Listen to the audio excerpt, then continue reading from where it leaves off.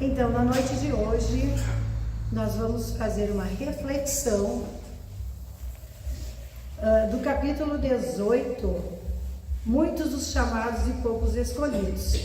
Só que é uma parte do capítulo 18, que é a porta estreita.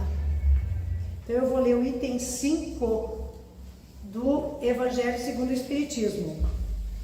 A porta da perdição é larga, porque as más paixões são numerosas e o caminho do mal é frequentado pela maioria.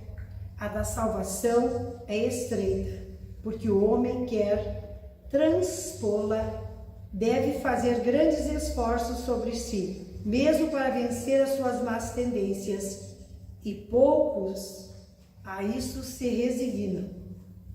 É o complemento da máxima: há muitos chamados e poucos escolhidos. Então, eu peguei essa parte da porta estreita para basear a explanação da noite de hoje. Não dei boa noite para vocês, né? Uma boa noite a todos, sejam todos bem-vindos à nossa casa de oração Mãos Unidas. Agradecemos então a presença dos encarnados e desencarnados que se fazem presentes. Aos amigos do mundo espiritual que estão sempre conosco a nos amparar nos trabalhos desta casa, ao nosso patrono Francisco Valdomiro Lores, e a gratidão a todos os nossos mentores que nos auxiliam em todos os trabalhos realizados. Também peguei o texto do livro do Momento Espírita, né? A Porta Estreita, que diz isso. Como vimos em certo trecho do Evangelho, Jesus afirma ser estreita a porta que conduz à salvação e que poucos a encontrarão. Então, Jesus disse isso, né? Que é estreita a porta para a salvação e que poucos a encontrarão. Uma leitura apressada dessa passagem poderia conduzir à conclusão de que a ampla maioria da humanidade fatalmente sucumbirá, vítima de seus equívocos. Então, se nós fizéssemos a leitura rápida, de que a porta que conduz à salvação e que poucos a encontrarão, que essa porta é estreita, como Jesus disse, nós temos que pensar em relação a isso. Não que Jesus esteja enganado, não é isso, né? Uma leitura, então, se nós formos fazer ela rapidamente, essa leitura, e não refletirmos sobre ela, nós vamos chegar à conclusão de que a ampla maioria da humanidade fatalmente sucumbirá, vítima de seus equívocos, de seus erros. Entretanto, é necessário ponderar que Jesus também disse que nenhuma de suas ovelhas se perderá. Então, ao analisarmos que a porta é estreita e que muitos sucumbirão e não encontrarão a porta, mas também Jesus disse que nenhuma de suas ovelhas se perderá. No momento daqueles que creem nele, não se perderão.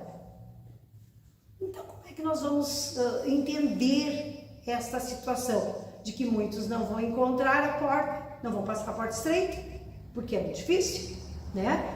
E que as ovelhas não se perderiam se seguissem a Jesus. Então, vamos continuar para nós entendermos melhor. Conjugando-se essas duas passagens, conclui-se que a obra da própria redenção é trabalhosa. Então, toda obra de redenção é trabalhosa, não é fácil. Mas todos a realizam. Trata-se da única conclusão harmoniosa com a existência de um Deus onipotente que pode tudo, onisciente, bondoso e que tem o conhecimento sobre tudo. É incompatível com a bondade de Deus imaginar que Ele tenha criado filhos seus, seres destinados à perdição. Então, no momento que nós pensamos que nem todos vão conseguir passar essa porta estreita, nós não podemos não podemos entender que Deus é bondoso, maravilhoso, Ele não ia criar seus filhos para que sucumbisse. Então Ele já criaria o espírito, e o espírito predestinado a sucumbir, negativo. Deus é extremamente sábio, Ele sabe tudo que Ele faz. Como Ele tudo sabe e nada o pode surpreender. Uma única criatura que se perdesse já colocaria em xeque a sua bondade. Então, no momento que uma criatura se perdesse e que não tivesse a oportunidade de se reencontrar, nós já colocaríamos, em dúvida, em xeque, a bondade de Deus. E Deus é bondoso, Deus é maravilhoso. Afinal, no ato da criação, Deus já saberia o triste destino daquele que Ele criou. No momento que Ele criou o Espírito, que Ele criou o Filho, Ele já saberia o destino dele? Então, segundo o Espiritismo ensina que todos os espíritos são criados em estado de simplicidade e ignorância. Todos nós fomos criados, em estado de simplicidade e de ignorância. Agradecidos com os genes de todos os dons, devem desenvolvê-los à custa do próprio esforço. Então, no momento que nós somos criados simples, ignorantes, mas nós recebemos os dons, os genes dos dons, e cabe a quem desenvolvê-los? A nós mesmos. Então, Deus não nos criou já sabendo que o nosso destino era sucumbir. Deus nos criou e nos deu os dons para que nós possamos desenvolvê-los durante a nossa caminhada. E cabe somente a nós fazer isso. Para que nós possamos encontrar a porta estreita, passar por ela. No processo de aprender, equívocos são cometidos e maus hábitos adquiridos. No momento que nós estamos aprendendo, nós erramos. A gente erra, são os equívocos que nós cometemos. Nós erramos, nós acertamos, nós retomamos, acertamos novamente e erramos, e assim nós vamos indo. E também nós adquirimos alguns maus hábitos, os maus hábitos que não nos fazem bem, que nos prejudicam a nós ou àqueles que nos rodeiam. Entretanto, as oportunidades de aprendizado e reparação sempre se sucedem. O que quer dizer isso? Que eu posso errar hoje, mas eu posso me modificar e acertar amanhã. Então, as oportunidades são para todos. Tem uns que dizem, Deus tem seus escolhidos, Deus tem seus preferidos. Não. Todos nós somos filhos de Deus. Por que às vezes nós sucumbimos e erramos? Porque nós fizemos escolhas que não são boas, escolhas que não são adequadas com as leis de Deus, nosso Pai maior, e nos prejudicamos a nós mesmos.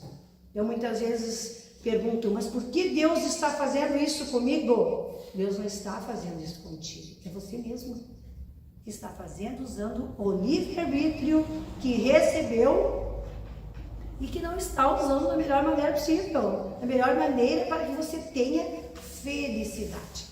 Deus que nos criou para sermos felizes.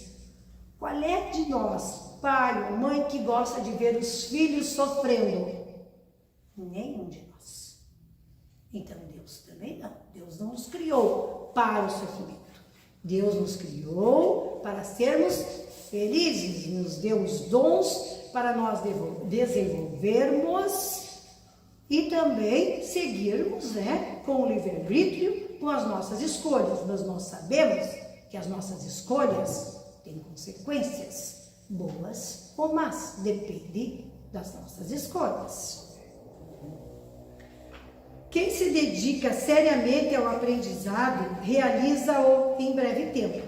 Então, quanto mais você se dedicar ao aprendizado, mais você vai aprender, mais você vai se aperfeiçoar.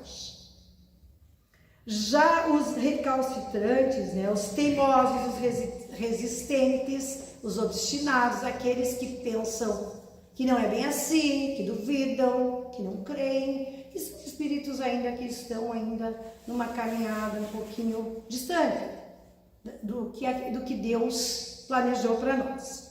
Então são conduzidos por entre dores e decepções. Então é aquela frase que a gente sempre diz: aprende pelo amor ou aprende pela dor? Um dos dois você vai aprender, né? Vai ter que aprender pelo amor ou pela dor. E daí, no momento que você se torna teimoso, resistente, não quer saber de nada, não quer seguir o caminho correto, o que vai acontecer? Você vai ter o sofrimento, dores e decepções. Toda desgraça causada ao semelhante deve ser reparada.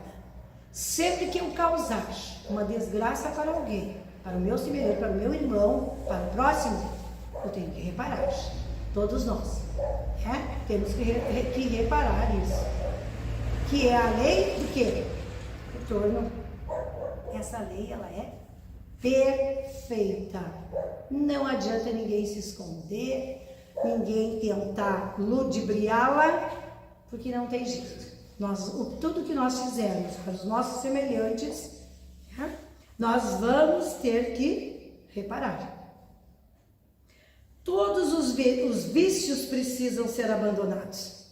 Todos os vícios precisam ser abandonados. Todos os vícios, aqueles vícios que nos fazem mal para o nosso corpo físico e espiritual. Eles necessitam ser trocados por vícios diferentes, por outras atitudes, outras virtudes. Compaixão, pureza, lealdade e amor ao trabalho são apenas algumas das virtudes a serem assimiladas. Então, a compaixão, a pureza, a lealdade e o amor.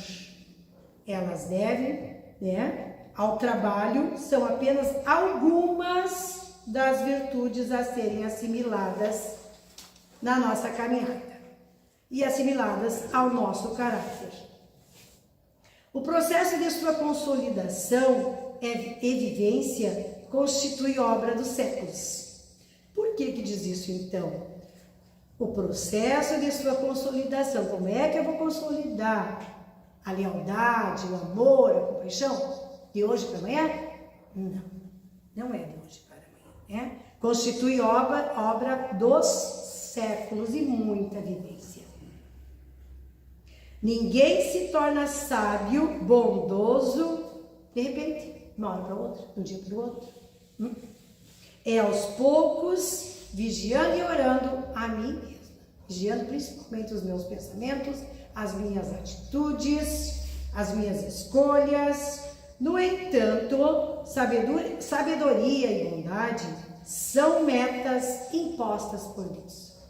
Então, essas metas são impostas por Deus a todos os espíritos, a nós também. Nós somos espíritos usando um corpo físico. Então, sabedoria e bondade são metas que são impostas por Deus, nosso Pai maior. E nós temos que dar um jeito, né, de desenvolver em nós. Por se tratarem de desígnios, de propósitos divinos, eles se cumprem em cada ser, mais cedo ou mais tarde. Não adianta fugir, né? Então, se é um propósito, é um desígnio de Deus para todos os espíritos, não adianta fugir. Mais cedo ou mais tarde, nós temos que desenvolver em nós. Quando o espírito se harmoniza com as leis divinas, ele transcende. Purificado de todos os vícios e mazelas, parte para novas etapas de sua jornada pelo infinito. Então, quando os espíritos conseguem se libertar dos vícios, das mazelas e se tornam purificados, eles não reencarnam mais junto a nós. Então, eles transcendem, vão para outros mundos mais desenvolvidos. As dores e as tristezas ficam para trás. Seu aprendizado continua com corpos mais sutis. corpos silenciosos, delicados, finos, de bom gosto. Liberto do apego às coisas materiais, também se distancia das dores que a matéria causa. A estreiteza da porta a que se refere o Cristo relaciona-se com a dificuldade que o ser enfrenta para libertar-se de suas paixões. Então é isso que Cristo, que ele fala, devido à dificuldade que nós temos de nos libertarmos das paixões materiais que aqui estão. Todas essas paixões, muitas vezes nós colocamos em primeiro lugar as nossas paixões e deixamos a parte espiritual de lado. A conquista da sabedoria implica assimilar a real importância de todas as coisas e situações. Então, no momento que eu adquiro a sabedoria, eu vou saber qual realmente o que importa realmente na minha vida. Nem desprezo e nem apego, mas sábia utilizações. Então, o dinheiro, o alimento, o sexo, o poder, isso é útil e bom, na medida e no contexto certo, Então, se eu tenho dinheiro, o dinheiro é bom? É. O alimento é bom? É. Sexo é bom? É. O poder é bom? É. Mas nós temos que saber utilizá-los na medida certa. Muitos dizem, o poder subiu para a cabeça, e daí começa a trucidar todos os seus subordinados, Todos aqueles que estão sob o comando da pessoa, sob o líder.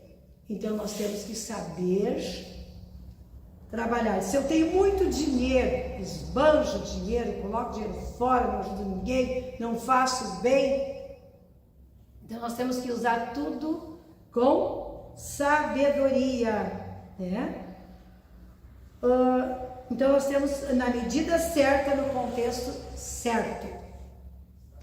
Na obra da criação não há nada de intrinsecamente, fora de convenção, no íntimo, dentro de nós mesmos, errado ou mal. Então na obra da criação não há nada de errado ou mal, é tudo perfeito. A criação é perfeita. Nós é que andamos nos caminhos que não são os melhores. Fizemos escolhas não tão boas e daí sucumbimos, O exagero na utilização dos dons da vida é que causa os distúrbios. Então, se eu exagero no uso do dinheiro, no uso do poder, eu vou sucumbir. E é a causa dos distúrbios. Os recursos à disposição das criaturas são essencialmente neutros. Na abundância é necessário usar com sobriedade e partilhar. Então, se eu tenho abundância, eu tenho que partilhar essa abundância. Na falta, não se consumir em inveja e recalque. Então, se eu não tenho abundância, eu vejo outros irmãos que têm mais do que eu vou invejá-los, vou ficar recalcado porque eu não tenho, porque eu tenho um carro um pouquinho mais simples do que o outro irmão que tem um carro melhor, eu vou invejá-lo, vou ficar recalcada por isso? Não. Nós temos que, na abundância, partilhar e na falta, não se consumir na inveja e no recalque. E ficar contente quando os nossos irmãos alcançam algumas conquistas. Feliz deles, merecimento, fez por merecer. E seja feliz. Em qualquer situação, ser um amante do trabalho e do progresso. Então, tanto na falta quanto na abundância, nós temos que ser um amante do trabalho e do progresso. Precisamos ir em busca do progresso. Progresso do quê? Nosso progresso, não é o progresso dos outros. Mas se nós pudermos auxiliar os nossos irmãos, por que não? Para bem viver é necessário assumir a postura de dedicado aprendiz. Ninguém sabe tudo. Todos nós estamos aqui e a cada dia nós aprendemos alguma coisa. Estamos sempre aprendendo. Ninguém é dono de todos os conhecimentos. Então nós estamos sempre aprendendo. E também não podemos dizer, eu sei tudo, eu sou o máximo. Negativo, né? Eu já estou sendo orgulhoso, nem arrogante. Então, nós temos que nos colocar na postura de dedicado aprendiz, buscando sempre aprender cada vez mais. Qualquer que seja a lição apresentada pela vida, fazê-la de bom agrado. Então, todas as lições que surgem na nossa vida é porque nós merecemos passar por isso. E nós temos que enfrentá-la com fé, com coragem, com esperança. Prestar atenção nas situações que se sucedem, a fim de identificar e corrigir os próprios defeitos. Então eu tenho que prestar atenção no que está acontecendo na minha vida, por que está acontecendo isso na minha vida? Não é? Por que Deus faz isso comigo? Não. Eu tenho que refletir e perguntar para mim mesmo, por que isso está acontecendo comigo? Alguma coisa eu tenho que mudar. Eu não aprendi de maneira correta, eu não fiz a escolha correta, não usei o livre-arbítrio de maneira correta. Então eu tenho que me perguntar e tenho que procurar o quê? Corrigir os próprios defeitos. Todos nós temos defeitos, ninguém é perfeito. Todos nós temos defeitos. Mas muitas vezes nós não olhamos os nossos defeitos para apontar os defeitos dos nossos irmãos. Cuidamos mais dos defeitos dos outros do que de nós mesmos. Então nós temos que cuidar disso e corrigir os nossos próprios defeitos. Prestar atenção nas situações que se sucedem, a fim de identificar e corrigir os próprios defeitos, como eu já falei. O burilamento do próprio caráter constitui a tarefa maior de cada ser. Então, nós mesmos, burilarmos o nosso próprio caráter. A conquista de virtudes e o abandono dos vícios são deveres trabalhosos. Não é fácil, Não é fácil a gente conquistar as virtudes e abandonar os vícios. Não é fácil. Vícios de todos os sentidos, Então, mas são deveres trabalhosos. Então, é um dever nós abandonarmos os vícios e adquirirmos as virtudes. Mas constitui a porta estreita pela qual todos devem passar rumo à suprema felicidade. Então, como é que nós vamos passar na porta estreita? Rumo à nossa felicidade. Nós vamos fazer o quê? Abandonar os vícios, E vamos conquistar virtudes. E fazer o bem sem olhar a quê? Temos livre-arbítrio. E podemos optar, elegendo o que entendemos como melhor para nós. Como eu já falei, nós sabemos o que é melhor para nós e o que não é bom para nós. Nós sabemos o que é tóxico e o que não é tóxico. Nós sabemos saber discernir esse tipo de situações que ocorrem em nossas vidas. Então, nós temos que prestar atenção. Podemos cultivar felicidade sabendo dosar fortuna, ambição, vaidade com promoção do bem. Cultivo da amizade, Então, aqui, é proibido ter fortuna? Não, não é proibido ter fortuna. Cultivar felicidade, sabendo dosar. Então, nós temos que saber dosar o uso dessa fortuna. Da ambição, então não é tentar conseguir algo passando por cima de tudo e de todos, para que eu consiga alcançar, essa ambição que eu tenho. Então nós temos que frear essa ambição, não ter ambição, ter ambição, mas de maneira correta, Vaidade com promoção do bem, então eu tenho que me sentir vaidosa, por quê? porque eu vou fazer o bem, nós temos que ir, mas também de maneira dosada. Ah, não, vou fazer selfies, vou me aparecer porque eu fiz o bem. Negativo. O bem a gente faz sem olhar a quem. Sempre se diz que a mão direita fez, que a esquerda não saiba. Ao próximo. Então nós não podemos nos envaidecer, tudo dentro da dosagem certa. Então, vaidade com promoção do bem, cultivo da amizade, da vida sadia, o convívio familiar, que às vezes não é muito fácil, né?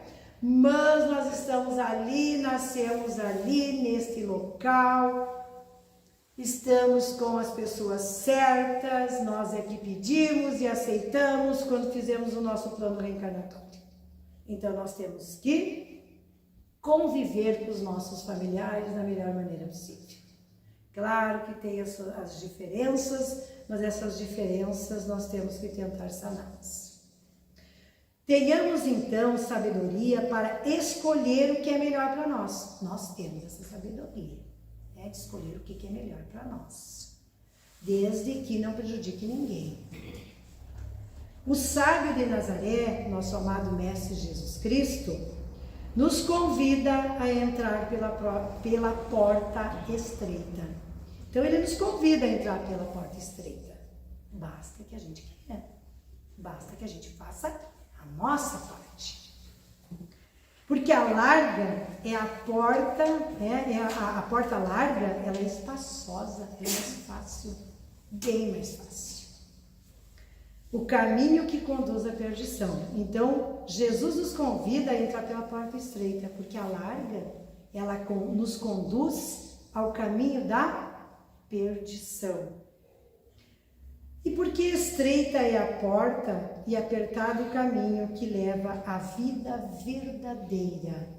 Até hoje, muitos dos irmãos, inclusive até nós às vezes, não sabemos o que é a vida verdadeira. Nós estamos aqui, nós não somos daqui. Nós estamos aqui, mas não somos daqui. Nós vamos retornar para a pátria espiritual. Então aqui não é o nosso lugar, a nossa casa. Nós estamos aqui hoje. Por isso que nós temos que tomar muito cuidado com tudo aquilo que nós fizemos. Porque no momento que nós retornarmos ao mundo espiritual, nada levamos. E até a roupa que nos colocam, nem somos nós que escolhemos, A não ser que a gente saiba que está na hora e pede a roupa lá para colocar, Não vamos levar nada, então nós temos que procurar saber realmente qual é o verdadeiro sentido, da vida verdadeira. Vida verdadeira são fazer o caminho, fazer o bem sem olhar a quem, seguir o caminho, seguir os ensinamentos de Jesus Cristo, do Mestre de Deus, nosso Pai Maior, seguir todos os ensinamentos. E para isso nós temos discernimento para isso. Poucos há que a buscam, então há poucos ainda que buscam essa porta estreita. Não são muitos que buscam, Porque muitos não querem abdicar do que? Da porta espaçosa, da porta larga. Por quê? Por causa dos vícios. Então não é fácil. Mas também não é difícil, basta que a gente queira. A escolha nos compete. Compete a nós escolhermos. Cada um de nós elege o que deseja para si. Então, nós elegemos o que nós desejamos para nós, Então, que nós possamos fazer a melhor escolha. Eu tenho que pensar o que é bom para mim, qual a escolha que eu vou tomar, qual o caminho que eu vou seguir, O que está sendo bom, qual é o verdadeiro, o que significa a vida verdadeira, qual é o sentido disso. A vida verdadeira é seguir Jesus Cristo, é seguir os ensinamentos dele, para que nós possamos entrar nessa porta estreita. Então, cabe a nós fazer essa escolha. Então, que nós possamos fazer a melhor escolha, Que Deus nos abençoe hoje e sempre, gratidão pela oportunidade, e que bênçãos e luzes caiam sobre nós na nossa caminhada, hoje e sempre. Que assim seja. E que nós possamos fazer as melhores escolhas e nos encontrarmos na porta estreita. Então, era essa a reflexão da noite de hoje. Muito obrigada. Então, após o encerramento da reflexão da noite de hoje, vamos novamente fechar os nossos olhos, elevar os nossos pensamentos a Deus Pai de amor e bondade, ao divino e amado Mestre Jesus, a Maria Santíssima, nossa amada Mãe, e agradecer a oportunidade de estarmos hoje aqui refletindo em relação à luz da doutrina espírita e pedir que os nossos mentores continuem nos amparando, nos iluminando e nos guiando na nossa caminhada terrestre até o nosso retorno à pátria espiritual. Que bênçãos e luzes caiam sobre nós e que tenhamos uma semana abençoada, cheia de muita luz, fé, esperança e coragem e a certeza de dias melhores. Que assim seja, graças a Deus.